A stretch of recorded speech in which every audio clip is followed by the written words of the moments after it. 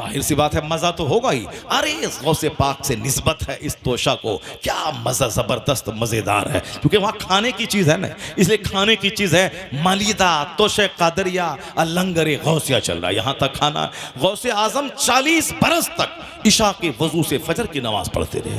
रोज़ाना रात में जब नींद आती थी एक पाँव पे खड़े हो जाते, एक पाँव पे खड़े होकर पूरा कुरान पाक फजर से पहले पहले पढ़ लेते थे डेली रात में। ये मामूल आपके मुरीद का बयान है कि मैं 40 साल से अपने शेख को मैं देख रहा हूँ, इशा के वजू से नमाज पढ़ते इशा की, फिर रात भर इबादत करते रहते, उसी वजू से फजर पढ़ते और मस्जिद से बाहर निकलते थे। ये गौसे आज़म का मामूल था। 40 सिक्के माने सी के दे दिए, कहा बेटा कभी झूठ मत बोलना। तो डकैतों का आदमी आके पूछ रहा है, मजाक समझ रहा है, बोल ही नहीं रहे। यहाँ तक कि डकैतों के सरदार के पास आपको बुलाया गया, कहा शहजादे क्या है तेरे पास? कहा 40 दिनार हैं, 40 सोने का सिक्का है हमारे पास। कहा सच? कहा हाँ सच। कहा कहाँ? कहा यहाँ आस्तीन में सिले हुए अम्मी ने सी दिया है। कहा देखा तो वाकई 40 सिक्के थे। कहा तुम झूठ बोल देते तो क्या हो जाता, हम तुम्हारा माल देख भी तो नहीं पा रहे थे कहाँ छुपा हुआ है, इस कदर महफूज जगह पे तेरा माल था, हमारी नजर तक वहां नहीं गई थी, तुम झूठ क्यों नहीं बोला? कहा मेरी अम्मी बोली थी कि बेटा हर हाल में सच बोलना, झूठ मत बोलना, मैंने अपनी अम्मी के वादा को निभाया है। डकैत की आंखों में आंसू के कतरे आ गए। डकैत का सरदार कहा तुमको अपनी मां का वादा याद है? मैं अपने रब का वादा कितना तोड़ रहा हूं। मेरे रब ने मुझसे कहा था कि दुनिया में भेज रहा हूं मेरी इबादत करना, दाल दावल गेहूं रोटी मछली गोश्त तब तुम खाना और तुम सजदा सिर्फ मुझको करना। जमीन आसमान दरख्त नदी नाले डेजर्ट रेगिस्तान ये सब तुम्हारे लिए। अल्लाह गोश्त नहीं खाता, अल्लाह के फरिश्ते गोश्त नहीं खाते। गोश्त तुम्हारे लिए, मछली तुम्हारे लिए, शहद तुम्हारे लिए, दूध तुम्हारे लिए, गेहूं तुम्हारे लिए, चावल तुम्हारे लिए सेब है, अनार है तुम्हारे लिए, ड्राई फ्रूट है तुम्हारे लिए, हल्दी है तुम्हारे लिए, प्याज है, लहसुन है, अदरक है, ये सारी चीजें सब लाजवाब है।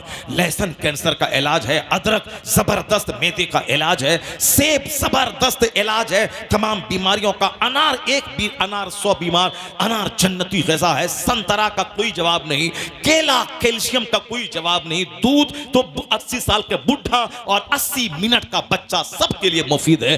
दूध तुम्हारे लिए, केला तुम्हारे लिए, गोश्त तुम्हारे लिए, मुर्ग खाओ, बकरा खाओ, सब तुम्हारे लिए है। ये मछली तुम्हारे लिए, दूध तुम्हारे लिए, गोश्त तुम्हारे लिए, गेहूं है 1000 आइटम गेहूं का बनाओ, पराठा बनाओ, बर्गर बनाओ, चाउमीन बनाओ, रोटी बनाओ, जो बनाना सब बनाओ। चावल है, चावल की इडली बनाओ, डोसा बनाओ, पराठा बनाओ, रोटी बनाओ, बिरयानी बनाओ, सब तुम्हारे लिए है। ये सारी नेमत तुम्हारे लिए और तुम्हारी पेशानी का सजदा नेमत देने वाले खुदा के लिए। पेशानी का सजदा नेमत देने वाले खुदा के लिए। अगर बंदा इस पॉइंट पे गौर कर ले वो मुरादाबादी बिरयानी सेंटर भी खोलेगा और 5 वक्त की नमाज भी पढ़ेगा। वह बंदा इंजीनियर भी बनेगा, 5 वक्त की नमाज भी पढ़ेगा। वह बंदा IAS ऑफिसर भी बनेगा, 5 वक्त की नमाज भी पढ़ेगा, माह रमज़ान का रोज़ा रखेगा, अपने दफ्तर को तरावी के लिए उसको तबलीग इस्लाम का केंद्र बना देगा। वह बोलेगा DM बाद में हूँ, गुलाम मुस्तफ़ा पहले हूँ। तब होगा हर तरफ बहार होगी। यहाँ तो साहब मुरादाबादी बिरयानी सेंटर हमारे बिहार मेरे मदरसे के चौक पे 5 दुकान है। मुरादाबादी बिरयानी, मुरादाबादी पता चला कहाँ का, नगलिया आकिल का आदमी है, आसपास का आदमी है। पूरे हिंदुस्तान में बिरयानी बिरयानी बिरयानी बिरयानी बिरयानी पूरे हिंदुस्तान को खिलाओ और इसको खूब सुला दो, सब सुला दो। और इसका बच्चा जो वहाँ बिरयानी बनाने गया है वह कान में मोबाइल ठुसा हुआ है, इधर साहब हाथ में पैकेट में मोबाइल है, गाना सुन रहा है, बिरयानी बना रहा है और गाना झूम, मुंह में गुटखा लगाया हुआ है, कान में साहब वो लगाया हुआ है, क्या बोलता है उसको, एयरफोन और वो आजकल जो आया इतना बटन वाला हाँ भाई वो क्या एयरबैग सब है वो सब लगाए, हम लोग सब हम नहीं लगाए, वो सब नहीं लगाते हैं। हालांकि मोबाइल हमारे सब कुछ मौजूद है उसमें, साहब हवाई जहाज़ के टिकट मौजूद हैं, ट्रेन के टिकट मौजूद हैं, सारा सिस्टम मौजूद है, मगर ये कान में जो लगाता है वो बटन फटन वो सब नहीं है।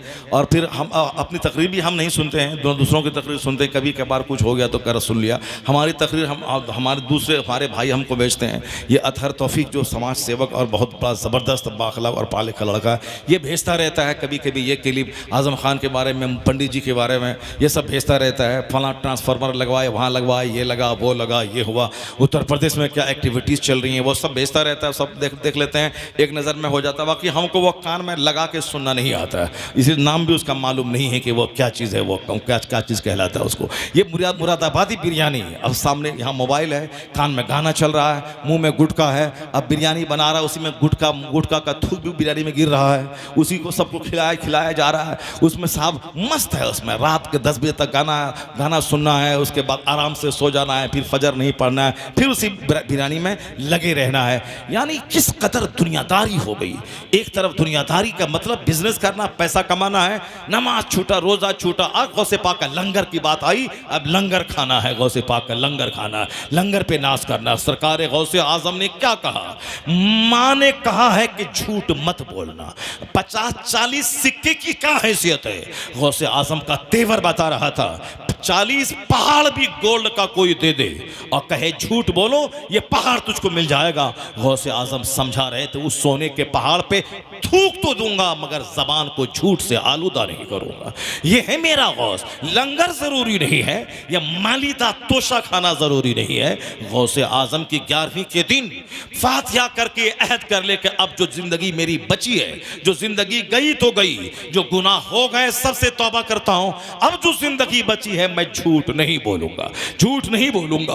गौसे आजम ईशा की वजू से फजर पढ़ते थे, मैं 5 टाइम अलग अलग वजू करके और 5 टाइम नमाज पढ़ूंगा, नहीं रात में तहज्जुद पढ़ूंगा, फजर ईशा पढ़ के सो जाऊंगा, फिर फजर पढ़ने के बाद अपने कारोबार में लग जाऊंगा। अगर तुमने नमाज पाबंदी से पढ़ने का अहद कर लिया और झूठ नहीं बोलने का अहद कर लिया, तो 100 देग बिरयानी की बनाकर लंगरे गौसा खिलाने के बाद गौसे आजम उतना खुश नहीं होंगे जितना झूठ ना बोलने का अहद किया।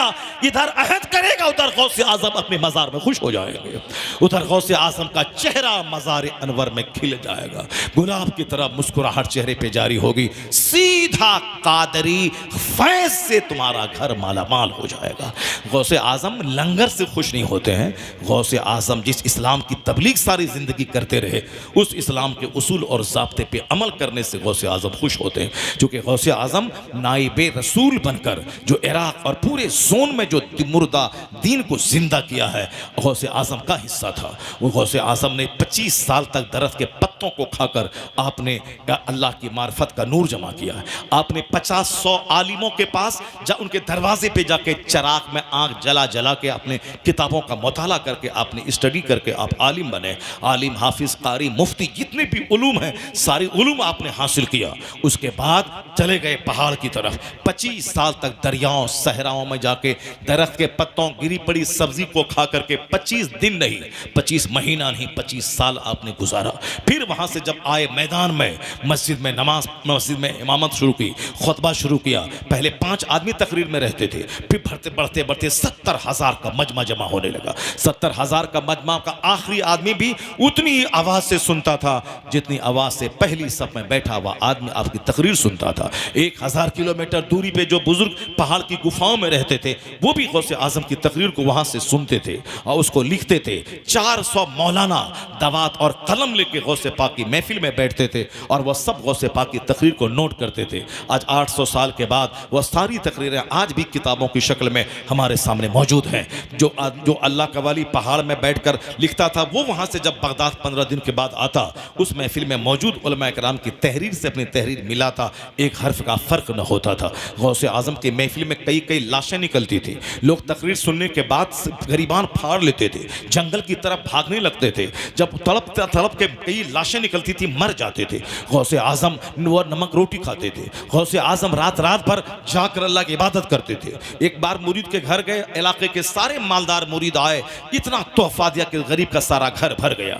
गौसे आजम ने एक सुई तक नहीं लिया, वह सारा तोहफा उस गरीब मुरीद को छोड़ के वहां से आगे बढ़ गए। जब वापस लौटे तो सबसे बड़ा अदना गरीब, सबसे बड़ा गरीब था वो, मगर गौसे आजम की वुसअत और सखावत की वजह से वो शहर का सबसे गरीब, शहर का सबसे बड़ा मालदार शख्स बन चुका था। आज हमारे पीर के पास अगर कोई हो तो सबसे निचोड़ना है, 1 टका मुरीद को देना नहीं है। मगर गौसे आजम सारा माल अपने गरीब मुरीद को छोड़ के निकल गए।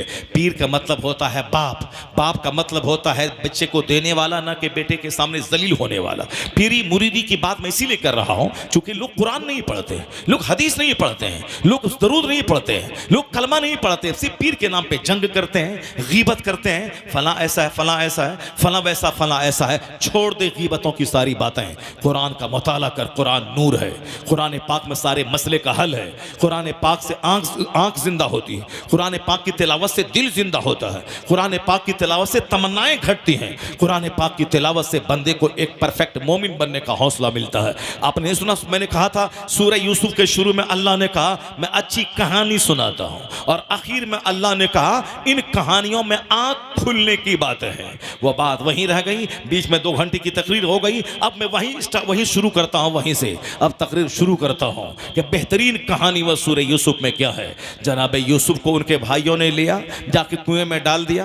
वो अब उस कुएं के पास से एक काफिला गुजरा, जनाब यूसुफ को वहां से लिया, लेने के बाद बाजार मिस्र में बेचा। वो मिस्र के बादशाह के घर पे गए, उनकी बीवी जुलेखा आपके हुस्न को देख के फरेफ्ता हो गई, मगर अल्लाह ने उनको बचाया। फिर वो जेल में डाल दिए गए, जेल में डाले, फिर ख्वाब की ताबीर बताने की बुनियाद पर जेल से निकाले गए। बादशाह अपना उत्तराधिकारी बनाया। एक जंग में बादशाह के मरने के बाद फिर जनाब यूसुफ अलैहिस्सलाम मिस्र के बाताज बादशाह बन गए, मिस्र के बाताज बादशाह बन गए। कैसे कैसे कुएं में भाई ने डाला, कैसे कुएं से निकले, कैसे मिस्र पहुंचे, कैसे मिस्र के बादशाह के दरबार में पहुंचे, कैसे जनाब जुलेखा का ये मसला पेश आया, कैसे जनाब यूसुफ को जेल में डाल दिया गया, कैसे ख्वाब की ताबीर बताने के नाम पे जेल से निकाला गया, कैसे बादशाह ने अपना नाइब बनाया, कैसे बादशाह के मरने के बाद जनाब यूसुफ पूरे मिस्र के बाताज बादशाह बन गए। यही पूरी कहानी सूरह यूसुफ में है। जो पूरी कहानी पढ़ते हैं आप, आधा पारा उसमें मौजूद है, मगर हम उसको मैंने 1 मिनट में आपके सामने बयान किया। पूरी कहानी यही है। अब अल्लाह क्या कहता है, इन कहानियों में तेरी आंख खुलने की बातें हैं। लक़द काना फी क़ससिहिम इबरतुल लिउलिल अलबाब। जो हंसेगा उसको क्या मिलेगा, जो मुंह तकेगा मोबाइल चलाएगा उसको क्या मिलेगा, जो अकल रखेगा, जो ब्रेन रखेगा, जो सोचेगा, जो गौर व फिक्र करेगा उसको क्या मिलेगा, यही मिलेगा। वो अल्लाह है जिसने मिस्र का बादशाह फिरौन को बनाता है, 400 साल की लंबी उम्र देता है, लेकिन वह फिरौन अगर खुदाई का दावा करे, अल्लाह के पैगंबर के मारने का प्लान बनाए, तो अल्लाह उसे पानी में डुबा के तड़पा तड़पा के मार देता है। 400 साल का बादशाह था फिरौन, उसी मिस्र का। अल्लाह उसे हुकूमत देता है। अगर वह गुरूर करता है, खुदाई का दावा करता है, अल्लाह के भेजे हुए नुमाइंदा के खिलाफ प्लान बनाता है, अल्लाह के पैगंबर को मारने की धमकी देता है, तो अल्लाह ताला अपने पैगंबर से कहता है कि शहर छोड़ के निकल जाओ, इनका इरादा नापाक हो रहा है। आप आगे बढ़े, पीछे फिरौन की फौज, आगे समंदर। अल्लाह ने कहा अपनी लाठी समंदर पे मार। 12 रास्ते निकल गए। जनाबी मूसा अलैहिस्सलाम पानी के रास्ते से उस पार समंदर के चले गए। दीवार की तरफ पानी खड़ा हो गया, दीवार की तरह। जब आप पार कर गए, बातें करते हुए आपके पास चुके 12 कबीले के लोग आपके साथ थे, इसलिए 12 रास्ते हो गए और सब आराम से बातें करते हुए दरिया पार कर गए। जब फिरौन आया, देखा रास्ता बना हुआ है, पानी दीवार की तरह खड़ा है। अब डरा भी, मगर फिर चला रास्ता बना हुआ है। जब बीच समंदर में पहुंचा तो पानी को हुक्म हुआ आपस में मिल जाओ। जब पानी मिलने लगा, फिरौन डूबने लगा। 4 दिन नहीं, 400 साल। तुम 10 साल में घबरा जाते हो, 400 साल 4 सेकंड है अल्लाह के लिए। अल्लाह पर विश्वास करो तब ना, अल्लाह का नाम हमेशा लो तब ना, अल्लाह के लिए तन्हाई में आंसू बहाओ तब ने सारी बातें मिलेंगी। यहाँ तो बस रोटी के अल्लाह का नाम ऐसे लेना है और बोलना है कि झूठ नहीं बोलेंगे तो पैसा कहाँ से आएगा। ये बोल के मैं मर जाऊंगा मगर झूठ नहीं बोलूंगा, तो अल्लाह वहाँ से रोजी देगा जहाँ से बंदा सोच नहीं सकता। वमन यतवक्कल अलल्लाह फहुव हस्बु, अल्लाह पर जो भरोसा करता अल्लाह उसके लिए काफ़ी होता है। यहाँ अल्लाह का नाम ही नहीं, सिर्फ इंजीनियर, डॉक्टर, प्रोफेसर, कॉलेज, पढ़ाना लिखाना, नौकरी दिलाना, 2 टका कमाना, खाना पीना, घर बनाना, कार खरीदना, शादी में धूमधाम करना, उसके बाद मर जाना, कब्र में चला जाना, और कब्र में जाने के बाद वहाँ जाना जहाँ का एक दिन 50,000 साल के बराबर है। वहाँ के लिए कुछ नहीं है, इसी दुनिया के लिए सब कुछ उसके पास है। सरकार गौसे आज़म रज़ी अल्लाह तआला अन्हु की ज़िंदगी में नूर है। अब जरा गौर से सुनिए, फिरौन जब बीच में पहुंचा, डूबने लगा, 400 साल का बादशाह, अब वो कहता है मैं ईमान लाया। अब कहता है मैं ईमान लाया। जैसे अभी लोग मुसीबत में घिरते हैं, पहले मौलाना साहब, कितना मौलाना नगलिया आखिर में आया, कितना चला गया, ये मौलाना क्या दीन सिखाने आया, क्या अल्लाह का डर बताने आए हैं, क्या लोगों को अक्ल सलीम की बात करने आए हैं, नमाजी बनाने आए हैं साहब, क्या आखिरत की बात सुनाने आए, कितना मौलाना आया, कितना चला गया। ये सब होने वाला नहीं है। अपना आए सुनाए जाइए, बदलने वाला हम लोग नहीं हैं। हम लोग जैसे हैं वैसे रहेंगे। आप अपना चले जाइए, फिर दूसरा मौलाना आएगा, वही बोलेगा, वो चला जाएगा। यही सारी बातें सारे लोग कह रहे हैं। लेकिन मालूम है, जब बंदा पड़ता है, बीमार पड़ता है, जब पाँव में कांटा चुभता है और जब ऑक्सीजन लगता है, उस वक़्त हजरत दुआ कर दीजिए, हजरत दुआ कर दीजिए, हजरत दुआ कर दीजिए, हजरत दुआ कर दीजिए। वह जिस मौलाना को बोला था भगा देंगे, तुम लंबी तकरीर करता है ना जुमा के दिन, तुमको भगा देंगे, अब वही जाके कहता है हजरत दुआ कर दीजिए, सांस लेने में परेशानी हो रही, अब मर जाएंगे, हजरत जो हमसे गलती हुई माफ़ कर दीजिए, हम कर दीजिए। अल्लाह तबारक व तआला बंदे को छोड़ देता है, लेकिन जब पकड़ता है तो सारा गुरूर मिट्टी में मिला देता है, सारा गुरूर मिला देता है, सबके सामने उसको जलील और रुस्वा कर देता है। 400 साल का बादशाह जब पानी में डूबने लगा तो कहता है अब मैं ईमान लाया अल्लाह पर, अब मैं ईमान लाया जनाबी मूसा के रब पर, आमन्ना बेरब, मैं ईमान लाया। वो कहता है ईमान लाया, मैं ईमान लाता हूँ, ईमान लाया, आमन तो अन्नहु ला इलाहा इल्लल्लज़ी आमनत बिही बनु इसराइल। जनाबी मूसा के साथ जो बनी इसराइल की फौज है, वह लोग जो कलमा पढ़े हैं, हम उसी की तरह हम भी अल्लाह पर ईमान लाते हैं।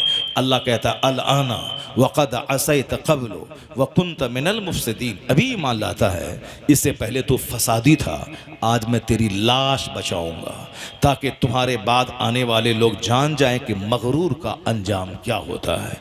फिरौन की लाश 3000 साल से आज तक सड़ी हुई लाश मिस्र के म्यूज़ियम में मौजूद है। दुनिया के सारे लोग वहाँ जाते हैं अक्सर लोग, और देखते हैं कि एक घमंडी खुदाई का दावा करने वाले का हश्र क्या हुआ और कैसे सड़ी हुई हड्डी की सूरत में उसकी लाश आज 3000 साल के बाद भी मौजूद है। अल्लाह ने कहा मैं तेरी डेड बॉडी बचाऊंगा ताकि तेरे बाद आने वाले लोगों के लिए इबरत का सामान हो जाए, इबरत का सामान हो जाए। अगरचे लोग इबरत हासिल नहीं करते हैं, अल्लाह कहता है कि अक्सर लोग मेरी निशानियों से गाफिल है। व इन्न कसीरम मिनन नास अन आयातिना लगाफिलून, अक्सर लोग मेरी निशानियों से गाफिल है। वो देखते हैं कि चांद के 2 टुकड़े हुए, डूबा सूरज पलटा, लोग ईमान नहीं लाते हैं। पहले तो देखा, फिर बाद में फिर बोला ये जादू है। जिसको ईमान नहीं लाना है वो सूरज के 2 टुकड़े हो, सूरज के डूब पलट आने के बाद भी ईमान नहीं लाए। जिसको ईमान लाना है वो तो ताजुश शरिया का चेहरा बंबई में एक ही हिंदू देखकर कलमा पढ़ के मुसलमान हो गया। सिर्फ चेहरा देखा था कि ऐसा आफ्ताब व महताब इस जमीन पे कहाँ से उतर आया। चेहरा देखा, कलमा को बार बार चेहरा देखता रहा, आगे जाता पीछे जाता, आगे जाता पीछे जाता। वह देखता हजारों अकीदतमंदों के हुजूम में, आखिर में आकर के ऐलान कर दिया, जब इतना चेहरा एक आलिम का खूबसूरत है तो जिस नबी के दीन का ये प्रचार कर रहा है उस नबी मोहतरम के हुस्न का आलम क्या होगा।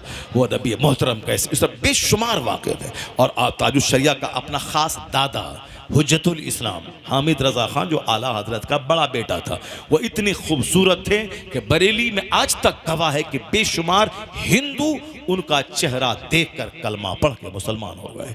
बेशुमार लोग, ऐसा हुस्न था। उसी हुस्न का जलवा सरकार ताजुश शरिया के चेहरे में था। चूँकि वह दादा थे और ये उनका पोता था, वही हुस्न इनमें था। और यह तमाम हुस्न का सारा ट्रांसफार्मर वो आला हजरत की ज़ात गिरामी थी। वहीं से इल्म, वहीं से हुस्न, वहीं से अक्ल, वहीं से इश्क़ रिसालत की दौलत मिली। हिंदुस्तान में बहुत सारी फैमिली है जो राजनीति और दौलत के लिए मशहूर है, मगर आला हजरत की फैमिली इश्क़ रिसालत के लिए मशहूर है। सुभान अल्लाह, सुभान अल्लाह। जो आला हजरत से सच्ची मोहब्बत करेगा वो न राफिजी होगा, न मौलाई होगा, न सहाबी को गाली देगा, न सिद्दीक उमर से दुश्मनी करेगा, न हुसैन से बगावत करेगा।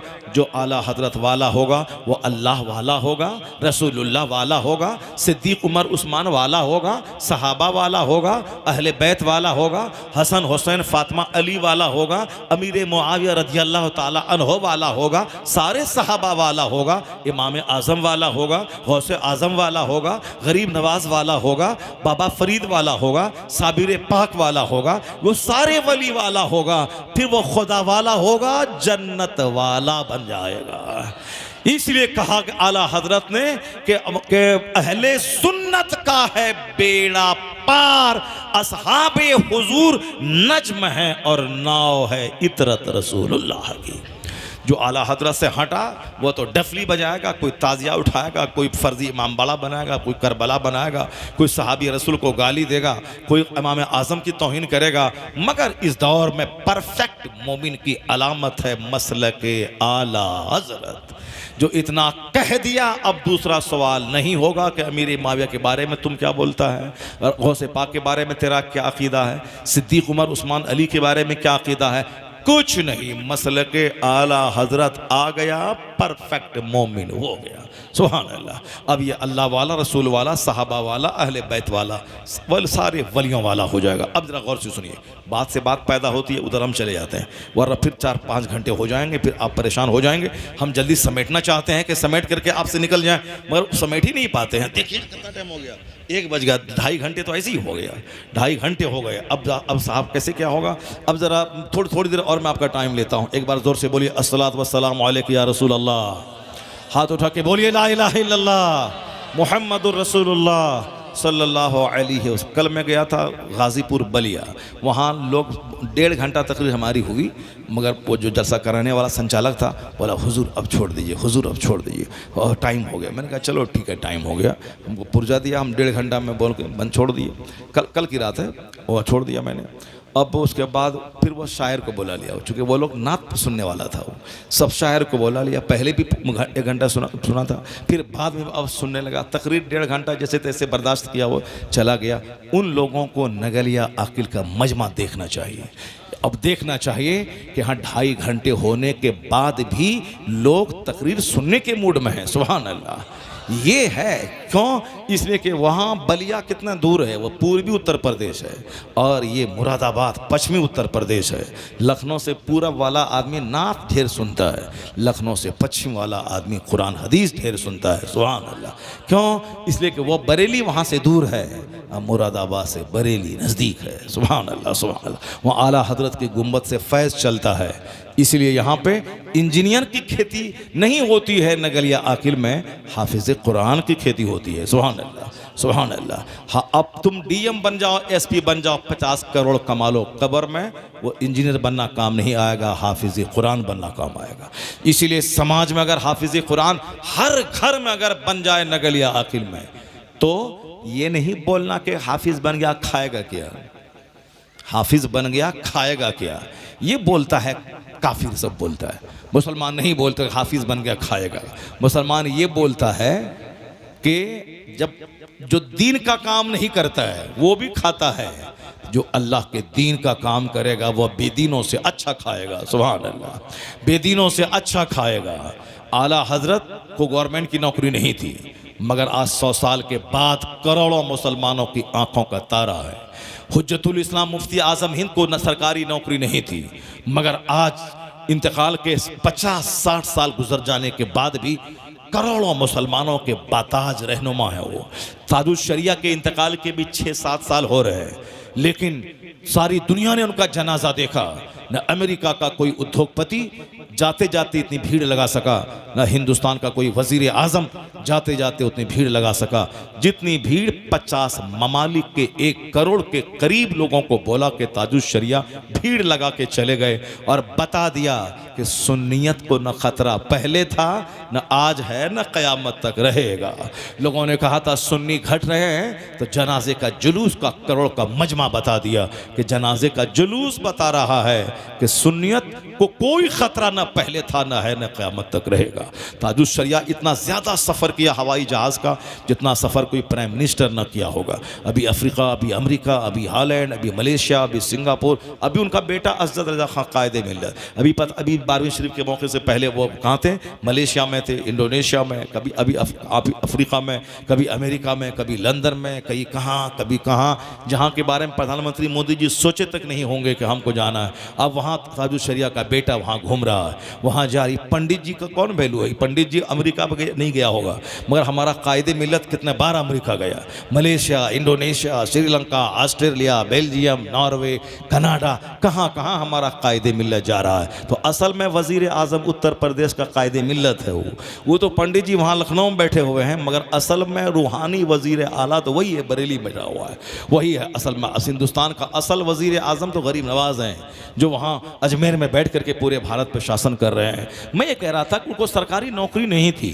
उनके पास नौकरी नहीं थी, मगर इज्जत तो देख लें। और आज भी बहुत सारे मौलाना, मस्जिद के इमाम जो 10,000 कमाते हैं, दीन की खिदमत का इनाम अल्लाह ये देता है। उनका चेहरा देखिए, चेहरा हरा भरा रहता है। जुमा के दिन अमामा, अगर साहब ऊद, मुश्क, अंबर, कस्तूरी, 10 जुब्बा, 10 बरकाती टोपी, घड़ी, ये सब लगा के जब जुमा के दिन मेंबर पे खड़े होते हैं, ऐसा लगता है ये नगलिया का बैरिस्टर नहीं, नगलिया का बादशाह मेंबर पे खड़ा है, कौम को ललकार रहा है। सुभान अल्लाह। कभी मत बोलेगा कि क्या मिलेगा इमामत करके, मुरादाबादी बिरयानी सेंटर जाके खोल दो, वहाँ पे नहीं बोलेगा। अल्लाह तबारक व तआला इज़्ज़त की रोज़ी उसको देता है जो दीन की खिदमत करता है। सुभान अल्लाह। इसलिए हाफिज़ बन जाएं हर घर में, अच्छा है। हाफिज़ भी बने, डीएम भी बने, हाफिज़ भी बने, ब्लॉक डेवलपमेंट ऑफिसर भी बने, आलिम भी बने, टीचर भी बने, आलिम भी बने, साहब बैरिस्टर भी बने, आलिम भी बने, इंजीनियर भी बने। आलिम आजकल बहुत सारे लोग अपने बच्चों को डॉक्टर बनाने के लिए, नीट निकलवाने के लिए पहले कुरान हिफ्ज़ करवाते हैं। चूँकि 10-20 हाफिज़ जो नीट निकाल के एम्स में पढ़ने के लिए चला गया, एम्स में जो हिंदुस्तान का सबसे बड़ा कॉलेज है, 710 नंबर लाया। अब उसका एडमिशन कहाँ होगा? एम्स में, दिल्ली, वहाँ एडमिशन अब ज़बरदस्त है। MBBS डॉक्टर MD बन के निकलेगा वहाँ से। तो आज हमारे शहर का एक डॉक्टर वो बोला हम भी अपना पोता को पहले हाफिज़ बनाएंगे, फिर उसके बाद डॉक्टर बनाएंगे। मैंने कहा हाँ, ये हुआ। जब हाफिज़, जब डॉक्टर बनने लगे, तब हिफ्ज़ कुरान का महत्व मुसलमानों को मालूम होने लगा। क्योंकि जो कुरान रट लेगा वो फिजिक्स केमिस्ट्री को तो पानी पानी करके रट लेगा। वो जब सारा कुरान सीने में आ जाएगा, फिर कोई सी किताब रह जाएगी जिसको वो रट नहीं पाएगा। इसलिए बेसिकली अपने बच्चों को इल्म दीन पहले सिखाइए, पहले उसको कुरान के पाक का हाफिज़ बनाइए, फिर उसके बाद देखिए वो आसान उसके लिए हो जाएगा। अब जरा मैं उस आयत को मुकम्मल करता हूँ, आप लोगों को अब बर्दाश्त आप नहीं कर पाएंगे, चूँकि 2.5 घंटे हो गए, पेशाब सब लग गया, बहुत लोगों को बहुत परेशानी हो रही है। बस आखिरी बात सुन लीजिए। अब मैं कहता हूँ क्या किस कहानी में निशानी क्या है? अल्लाह वही है जो फिरौन को 400 साल सल्तनत देने के बाद पानी में डुबा के मार दिया और बता दिया कि असल में हाकिम अल्लाह है, तुम नहीं है। और वही खुदा है जो जनाबे यूसुफ को कुआं से निकालकर, जेल से निकालकर पूरे मिस्र का बादशाह बना दिया और बता दिया कुलिल्लाहुम्मा मालिकल मुल्क तुतिल मुल्क मन तशा व तनज़िउल मुल्क मिम्मन तशा व तुइस्सु मन तशा व तुज़िल्लु मन तशा बियदिकल खैर इन्नका अला कुल्लि शैइन कदीर। सारे बादशाहों का बादशाह है वह खुदा, जिसे चाहता है हुकूमत देता है और जिससे चाहता है छीन लेता है। इसलिए घबराना मत, बल्कि अल्लाह पर यकीन रखना। वो मेरा खुदा वही है जो कल के फिरौन को तड़पा के मारा है, वो आज के फिरौन को भी तड़पा के मारेगा। इस जो अल्लाह कल जनाबे यूसुफ को मिस्र का बादशाह बनाया, वही अल्लाह जिसे चाहे हाकिम बना दे, जिसे चाहे जिसकी हुकूमत छीन ले, जिसे चाहता है इज्जत देता है, जिसे चाहता है जलील करता है। सारा इख्तियार उसी रब्बे आला के पास है। लक़द काना फ़ी क़ससिहिम इबरतुल लिउलिल अलबाब। अब तकरीर जहाँ से शुरू हुई थी उसको मैं ख़त्म कर देता हूँ। 3 आयात खौफ की तिलावत रसूल पाक ने निकाह के खुतबा में किया। या अय्युहन्नासुत्तकू, ऐ लोगो अल्लाह से डरो। और दूसरी आयत में या अय्युहल्लज़ीना आमनुत्तकुल्लाह हक़्क़ तुक़ातिह वला तमूतुन्ना इल्ला व अंतुम मुस्लिमून, ऐ ईमान वालो अल्लाह से डरना, नहीं मरना मगर मुसलमान बन के मरना। और तीसरी आयत है या अय्युहल्लज़ीना आमनुत्तकुल्लाह वक़ूलू क़ौलन सदीदा, ऐ ईमान वालो अल्लाह से डरो, लाग लपेट वाली बात मत बोलो, सीधी बात बोलो। क़ूलू क़ौलन सदीदा, सच्ची बात सीधी बात बोलो। लाग लपेट वाली बातें मुसलमान नहीं बोलता है, मुसलमान सीधी बात सच्ची बात बोलता है। 3 आयात खौफ की तिलावत का मतलब, अक्सर लोग गम के मौके पर अल्लाह को से नाराज़ हो जाते हैं, अक्सर लोग खुशी के मौके पर निडर हो जाते हैं। तो हुजूर ने 3 आयात खौफ की तिलावत करके बता दिया कि मुसलमान न शादी में बहकता है न मैयत पे बहकता है। मुसलमान गम हो तो सब्र करता है और खुशी का मौका हो तो अल्लाह से डरते हुए उस खुशी का सही इस्तेमाल करता है। अजबल अमरिल मोमिन, मोमिन का मामला ताजुबखेज है। इसको मुसीबत आती है, सब्र करता है, सब्र से इसका अज्र बढ़ जाता है। और मोमिन को कोई नेमत मिलती है, बीवी की नेमत, औलाद की नेमत, शादी की नेमत, तो मोमिन शुक्र अदा करते, इलाही मेरी मेहनत का दखल नहीं है, तेरा एहसान, तेरा फजल, तेरा शुक्र। और जब बंदा कहता इलाही तेरा शुक्र है मेरी शादी हो गई, अल्लाह तेरा शुक्र है तूने मुझको बीवी दे दिया, अब न बीवी को मारेंगे, न बीवी को गाली देंगे, बीवी को इज्जत देंगे, न उनके बाप को गाली देंगे, न उनकी माँ को गाली देंगे, न उनके खानदान को गाली देंगे। ऐसा नहीं हो, जब सेहतमंद रहेगी तो अपने पास रखेंगे, जब वो हमेला हो के बीमार हो जाएगी तो बाप के पास भेज देंगे, और जब वहां रह के बच्चा पैदा हो के बच्चा तंदुरुस्त हो जाएगा, तंदुरुस्त ये हो जाएगी तब वहां से लेके आ जाएंगे, बीमार पड़ेगी तो बाप के हवाले कर देंगे। नहीं, वो हमारी बीवी है, तंदुरुस्त रहेगी मेरे पास, बीमार रहेगी मेरे पास, वो हामिला रहेगी मेरे पास, बच्चा तवल्लुद करेगी मेरे पास, जब वह मेरी अमानत मेरी इज्जत है। ऐसा नहीं कि बीमार पड़े तो बाप के पास, सेहतमंद रहे तो मेरे पास। नहीं नहीं ना, अल्लाह की नेमत है ये। बेशुमार लड़के हैं, शादी नहीं हो रही, वह ज़िना कर रहा है, तवाइफ के कोठे पे जा रहा है, अल्लाह तूने मुझको बीवी दे दी, इलाही तेरा करम, तेरा एहसान। अब वह शुक्र अदा करे, उस बीवी को नेमत समझे, उसकी कदर करे, ना उसको गाली दे, ना उसको ताना दे, ना उसके चेहरे पे मारे, ना उसको लानत मलामत करे, ना उसकी माँ गाली दे, ना उसका बाप गाली दे, ना उसका भाई गाली दे, वरना बेचारी माँ बाप भाई बहन सबको छोड़ के आई है, यहाँ तो ऐसा से कमतरी का शिकार हो जाएगी। शौहर डांटेगा, देवर डांटेगा, उधर ननद डांटेगी, सास डांटेगी, ससुर डांटेगी, वो तो जहर खा के मर जाएगी, क्योंकि यहाँ ना उसकी माँ है ना उसका बाप है। इसलिए हुजूर ने वसाल की घड़ी भी आपने कहा था इन औरतों का ख्याल रखना, मैदान अरफात में कहा था इन औरतों का ख्याल रखना। हुजूर रहमत आलम बन के आए, इसलिए बीवी औरत है, टेढ़ी पसली से पैदा हुई है, जिद उसके अंदर है, मगर सीधा करना चाहेगा तो टूट जाएगी, और यह टूटना तलाक है, सारा घर बर्बाद हो जाएगा। उसको उसी टेढ़ी हालत में रहने दे, वह जिद उसकी खसलत है, गुस्सा उसकी खसलत है, ज्यादा बोलना उसकी आदत है, ज्यादा नहीं बोलेगी तो तेरे बच्चों को बोलना कौन सिखाएगी? तुम तो घर शाम आया सुबह आया घर भाग, सुबह सवेरे घर फैक्ट्री भागा, शाम आया सोया भागा, तेरे बच्चों को बोलना कौन सिखाएगा? ये औरत ही है जो पैदा इसके दिन से लेकर के बच्चों के बोलने तक बोल बोल कर उसे बोलना सिखाती है। अगर वो ज्यादा ना बोले तो दुनिया के सारे बच्चे गूंगे रह जाए। या टेढ़ी रहेगी उसी हालत में रहने दे, सीधा करेगा टूट जाएगी, टूटना तलाक है। टेढ़ी रहे उसी हालत में रहने, बड़े फायदे की चीज है। ये बच्चों को पैदा करती है, ये तुझको तेरे दिल को सुकून पहुंचाती है, ये तुझे गुनाह से रोकती है, तेरे घर के करोड़ों प्रॉपर्टी की हिफाजत करती है, तू तो 4-5 साल घर से बाहर रहे, तेरी मिल्कियत की हिफाजत करती है। ये बहुत दौलत, बड़ी बड़ी दौलत है। उसी हालत में रहने दे, थोड़ी जिद सह लेना, ज्यादा बात करती है थोड़ा सह लेना। तू मर्द है, तेरा सीना चौड़ा होना चाहिए, तू उसको मारना मत। ये समझ लेना मेरे पास सरकार के पास 11 बीवियां थी, मगर हुजूर ने किसी को एक तमाचा नहीं मारा। इसलिए तुम सब्र करना, तेरा घर जन्नत बन जाएगा। तेरी बीवी तेरे पांव के नीचे दिल बिछा देगी, तुम्हारे घर पे आसमान से रहमतों की फुहार बरसेगी। इसलिए अल्लाह की नेमत का शुक्र अदा करेगा और उसकी कदर करेगा तो अल्लाह उस नेमत को बढ़ा देगा, गुनाहों से बचाएगा, औलाद से तेरे घर को भर देगा। मोमिन का मामला ताजुब खेज है। रिसालत, नारे गौसियत, मसलके आला हजरत जिंदाबाद। अल्लाह तबारक व तआला हमको और आपको सबों को इस नेमत की कदर की तौफीक अता फरमाए। अल्लाह ताला शादी में लड़की वालों को ज़्यादा बोझ न देने की तौफीक अता फरमाए। वो लड़का नहीं है कि जो लड़की वाले से अब 1000 मेहमान का खाना वसूल कर ले। नहीं, सबसे बेहतर शादी है वो जो सिंपल शादी हो, सादी शादी हो। मस्जिद की शादी सबसे सुपीरियर शादी है। 50 लाख का मॉल, 50 लाख के 5 स्टार होटल में जो शादी होती है उससे कई करोड़ गुना ज्यादा बरकत वाली वो शादी है जो 10 आदमी के बीच में मस्जिद में होती है। इसलिए कि मुस्तफ़ा की बेटी फातिमा ज़हरा से बड़ी कोई औरत दुनिया में नहीं है। सारी जन्नती औरतों की सरदार हैं वो।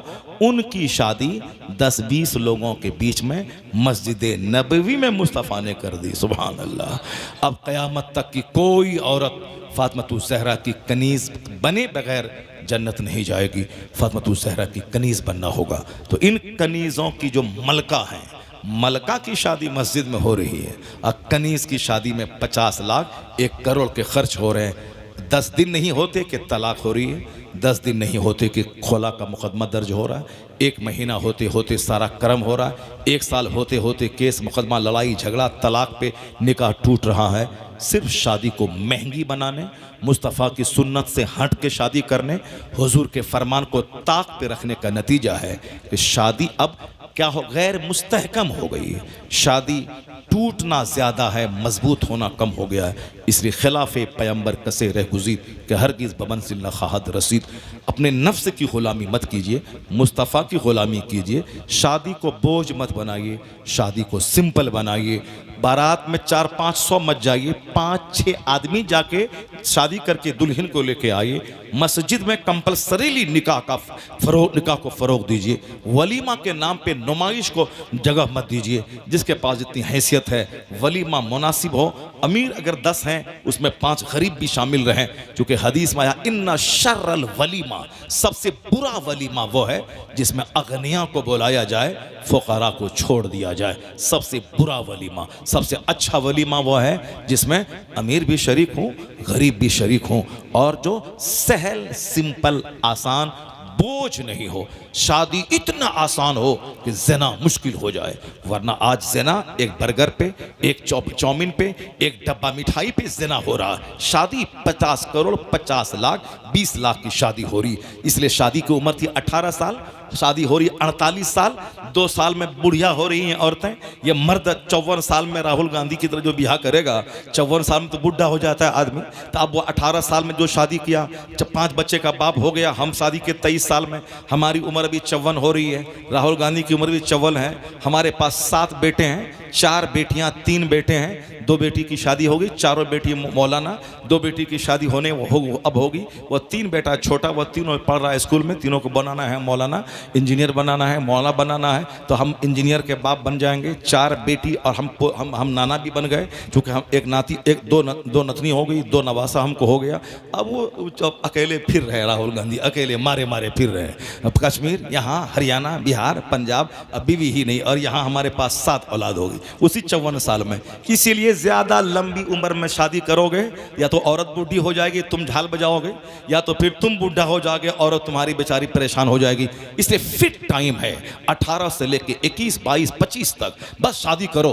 पहले ज़माने में शादी करने के बाद भी 5 साल लोग पढ़ते थे, उस बीच में बाल बच्चा भी हो जाता था। और अभी कहते हैं नहीं, अपने पाँव पे खड़ा होगा तब शादी होगी।